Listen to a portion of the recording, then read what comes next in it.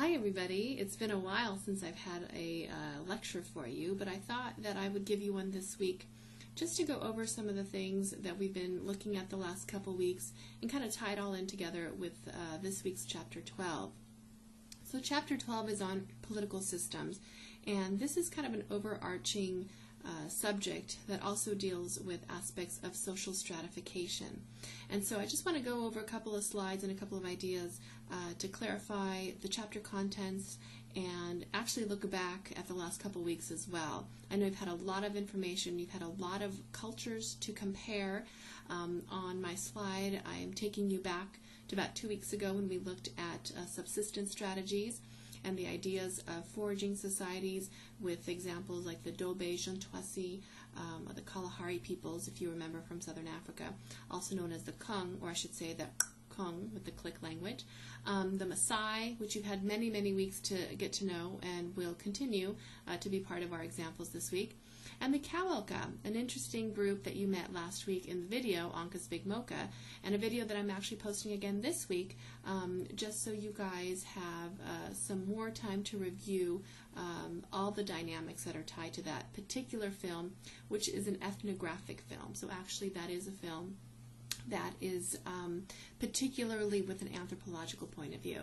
So just to get started, the ideas of political organization is kind of one of those bigger systems of how societies are organized on a large scale. We've spent a couple weeks looking at how people get their food, food acquisition, economic systems. So political organization is a little bit more about leadership, control of resources, how society is divided.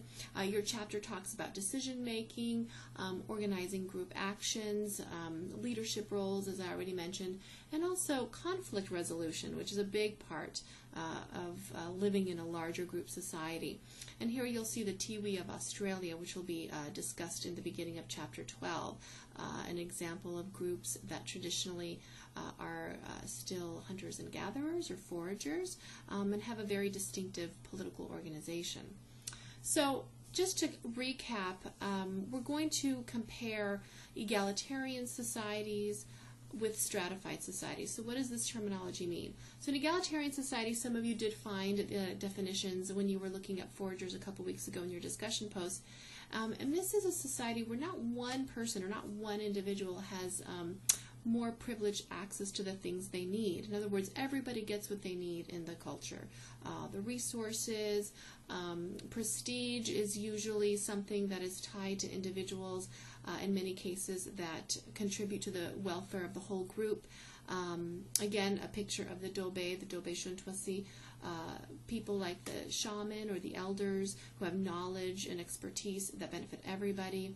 Egalitarian societies are also thought of as societies that have gender equality.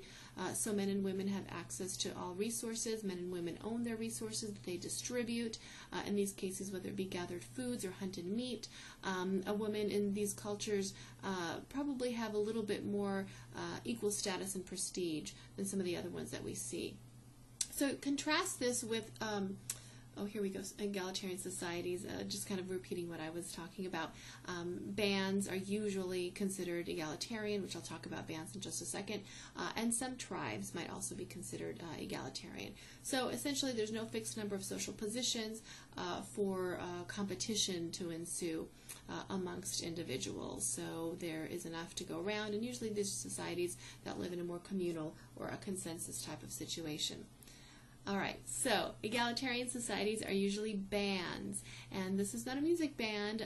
This is a group that's smaller than a tribe, and so you've already met quite a few. The Inuit was a big source of information for you in your research on foragers. These are usually people that are related by blood or kin, actually. If you hear the word kin or kinship, that's usually related to people that are family members. They live together, and they're usually associated with a particular territory, like the Kalahari Desert that we learned. So now going back to the last couple weeks, bands are usually foragers. Their economic exchange is usually reciprocal, so there's a back and forth. It's a communal sharing kind of thing. You remember with the Dobe Jontwasi, the idea of being humble and not boasting, not bragging, keeping a a communal sense of life, very important, is also tied to these types of political systems. Elders are respected. They can't force anybody to do anything. The idea is you're able to give advice and persuade, and so the idea of sharing is quite important as well. And here's some final images of the peoples that we've been talking about over and over again. So egalitarianism often goes with bands, often goes with foragers. It's all kind of tied together. So hopefully you guys are making that connection as we get through the material. So I'm going to compare this with the rest of the groups, which are going to be considered stratified societies. Social stratification is getting away from egalitarianism. It's getting into this idea that different people have different access to resources, different states of power. There is going to be inequality in the group. So thinking about maybe more tribal organizations all the way to state-level societies, which I'm going to talk about a little bit later on. If you have the textbook that is the 3rd edition or the 2nd edition, the white cover or the green cover, you'll have Chapter 11. And Chapter 11 does have some of this terminology if you want to go back and review it. But I'm giving it to you right now, so no need to worry. I have a picture of traditional India because India is also an example of a society that is highly hierarchical. And if you're familiar with India, you know about the caste system. And some of you have traveled to India, so you're very familiar with this concept. And so the caste is a great example of a stratified society, people that are in different social categories. In our culture, we have a class-based system which is tied to economics. And so stratification is something that we see as societies have gotten more complex over time, as subsistence strategies have gotten more complex, people began controlling their environment, domesticating plants and animals, and therefore leading to surplus, labor specialization, and all these changes and differences in how people live. So the first type of stratified society I want to briefly talk about are tribes. And tribe is a word that we use all the time in anthropology. Tribe is something that we use to describe indigenous groups all over the world. Sometimes we think of tribes as being specifically ethnic to one particular area. And so they're culturally distinct, and that's absolutely a correct way to think about tribes. Tribes are a little bit larger than bands. They often think of the members being united, descended from the same ancestor. Sometimes there's a mythology tied to this idea, or maybe there is a totem or animal spirit from which all the members have descended from. And so there are situations where tribal peoples will have a common cultural identity, and also they'll have an idea of leadership being present. So again, that idea of stratification. Again, examples like the Maasai or the Kawalka on your screen.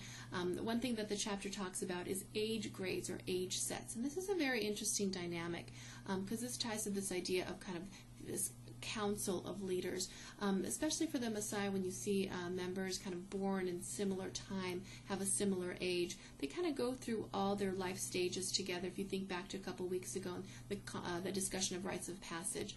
And so these people that are kind of together are the ones that ultimately will end up being like village councils and decision makers and all those things. So pay attention to the discussion on age set or age grade. Tribal societies are horticulturalist or pastoralist in terms of subsistence. Like I said, decision-making councils are really, really important, and there is some leadership. So in some situations you will see the discussion of big manship, which I'm going to get to in just a second, because sometimes big manship may be tied to tribes, and sometimes they're tied to my next type of political organization. So the next one on the list is a chiefdom, and if the word chief is in a chiefdom, you can kind of expect there's going to be a chief. So this is a good way to remember it. Chiefdoms have social ranking tied to kinship, so that kind of means, you know, if you're the son of the chief, when you grow up, you're going to be the chief. So chiefdoms are ranked societies that usually associate important families in leadership roles. Chiefdoms are usually horticulturalists, so they're more sedentary in the way that they live. You'll see a lot of the native North American groups tied to this idea of chiefdom in terms of political organization. And you'll also see groups in Polynesia and Melanesia, so Samoans and Tongans and other groups in this region that you'll read about in your text. You also kind of saw a great example of a leadership role, like I said, sometimes tribes and sometimes chiefdoms, called the big man. And so the big man was Anka's role, if you remember from the video last week, or if you re-watch it this week, or maybe skim through it on your YouTube player. And so a big man is somebody that is kind of a person that has to really earn this role. They have a unique quality. They have that power of persuasion, if you remember how Anka was a very good talker. The idea that a big man can obtain status and prestige by being generous. So Anka formulating the Mocha gifts, trying to give so much to gain so much prestige. Also in your chapter 7 you read about the potlatch, a great system of redistribution from Northwest Coast peoples. Again, the idea that the chief is giving away so many gifts is really to maintain status for themselves. So these are very unique types, not only of social and political organization, but also the mentality of what is a leader and what is a good leader. In the West, we do consider individuals that are charismatic, I should say, and good speakers to be good leaders. And if you think about Anka and his own culture, he really sure was a great example of that. So finally, as I wrap up my short lecture for you, a state-level society. This is what we live in the West, and most nation states have a very hierarchy, a very hierarchical organization in terms of government and leadership. There is a central government. Market systems are usually discussed in terms of economics, and here you have intensive agriculture and industrial society. So you'll see a lot of discussion in the latter half of your text and your chapter, and you'll also have the PowerPoint that I've given to you that has all that information. And so smaller societies like bands and tribes and chiefdoms today live within the larger context of state-level societies. And so this is the dynamic I'm asking you to take a look at in your discussion post this week. So hopefully you'll have a chance to consider those aspects.